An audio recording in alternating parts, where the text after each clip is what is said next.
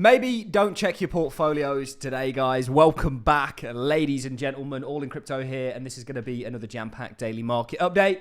We've been away over the weekend. I hope you mothers out there had an amazing Mother's Day.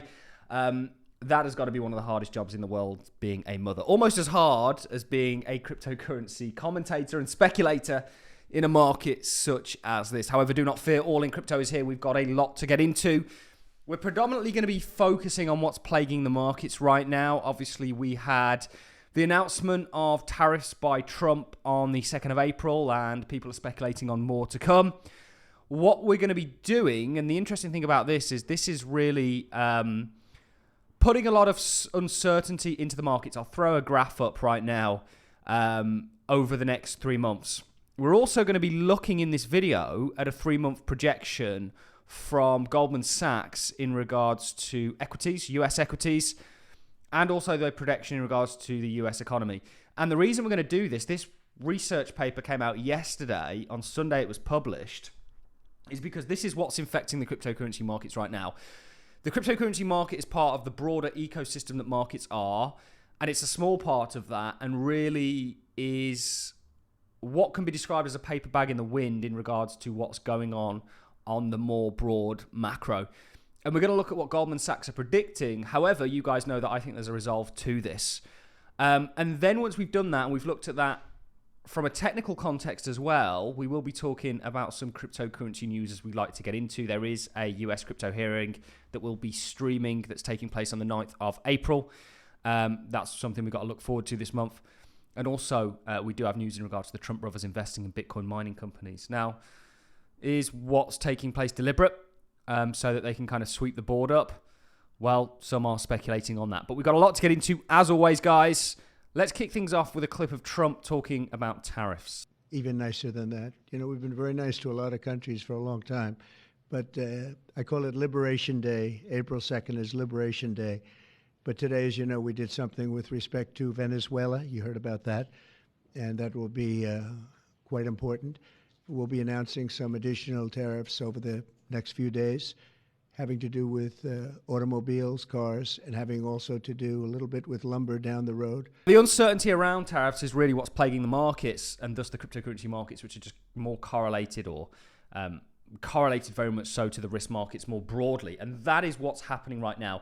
Bitcoin's getting shaken by that, and the altcoin market, unfortunately, is just along for the ride. But we do think there's a resolve to all of this. What I want to do on the topic of what's plaguing the markets right now is dive into this economic research paper that was published literally yesterday by Goldman Sachs and see what they have to say, because this is very much, I think, a good summary of what's plaguing the markets right now. Not only are we going to dive into their economic analysis and what they're looking at in regards to tariffs, we'll also dive into their equity analysis. But let's kick things off with the US economic analysis. So this is from Goldman Sachs, economic research, US economics analyst. A further increase in our tariff assumption, Walker Phillips and Merkel. This is obviously from yesterday. For the second time in less than a month, we are raising our tariff assumptions. We now expect the average US tariff rate to rise to 15 pp, so 50%, in 2025. Our previous risk case and 5% more than our previous baseline. Almost the entire revision reflects a more aggressive assumption for reciprocal tariffs. We expect Trump to announce reciprocal tariffs that average 15% across all US trading partners on the 2nd of April. And we looked at that clip just a second ago. Although we expect products and country exclusions to ultimately whittle the addition to the average US tariff rate down to 9 pp. Higher tariffs are likely to boost consumer price, and we have lifted our year-end 2025 core PCE inflation forecast by 0.5 pp to 3.5%. Remember, that's not the Fed's 2% target year on year, reflecting both the tariff news and a decline in our Q1 GDP tracking estimates to just 0.2%. We have also lowered our 2025 GDP growth forecast by 0.5% to 1% on a Q4 to Q4 basis, and by 0.4% to 1.5% on an annual average basis. And because of our GDP growth downgrade, we have raised our year-end 2025 unemployment rate forecast by 0.3% to 4.5%.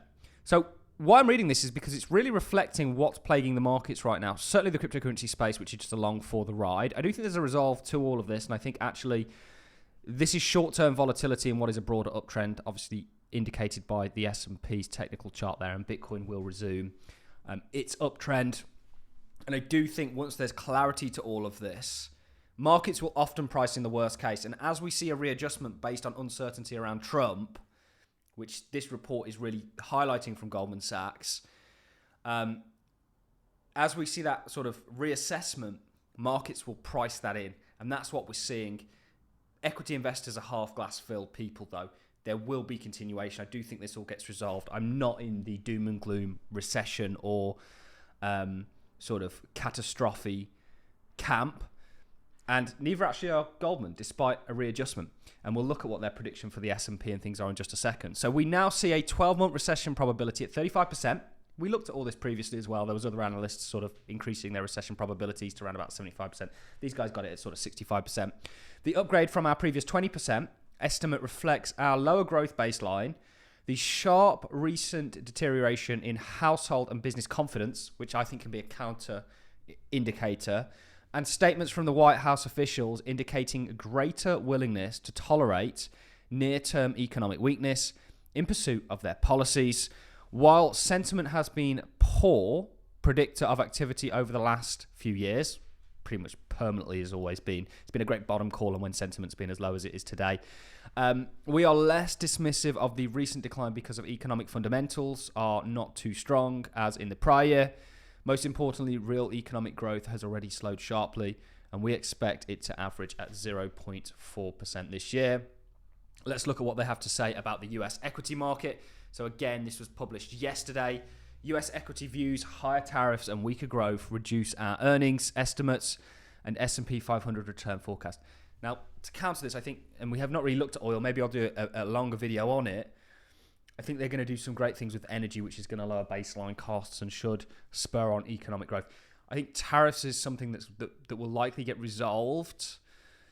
Not for tariffs, but I do think there was always going to be turmoil implementing them. And what the resolve of them might be is actually lower tariffs across the board, because reciprocal tariffs are going to induce, I believe, conversations about, okay, well, you know, we're only going to penalize ourselves here by putting tariffs on America.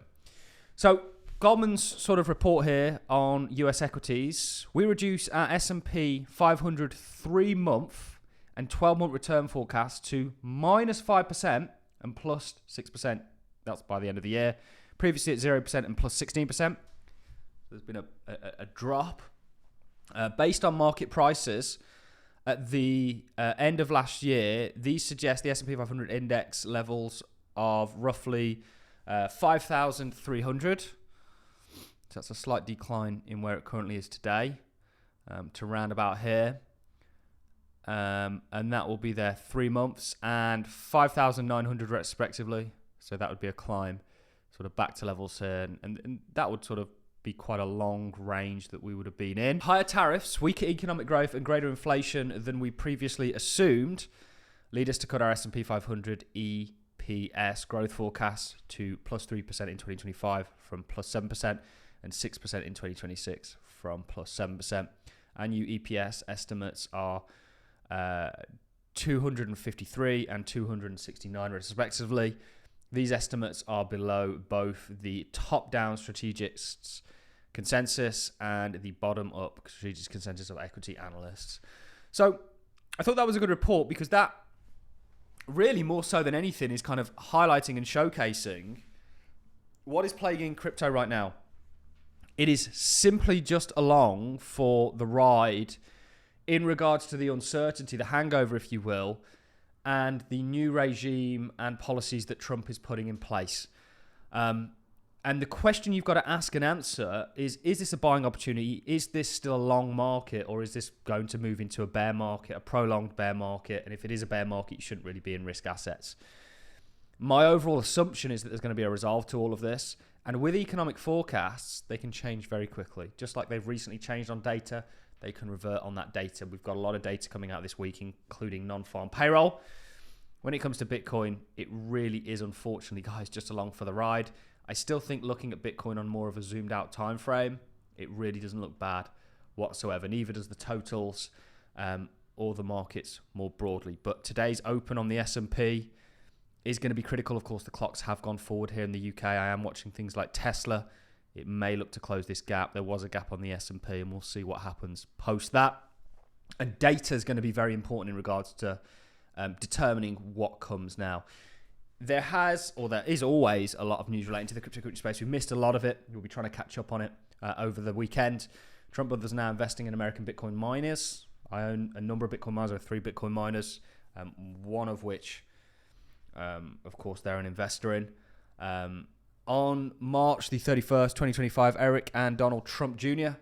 announced their investment in Bitcoin mining company and American Bitcoin. The company is a majority owned by Hut 8 and merged from the merger with American Data Centers, in which the Trump brothers are 20% stakeholders. The venture aims to focus on mining and accumulating Bitcoin. So they've got a broader plan here, and then we've got another hearing coming this month. So I'm not worried. I still hold all my crypto. I ultimately think there's going to be a resolve to all of this.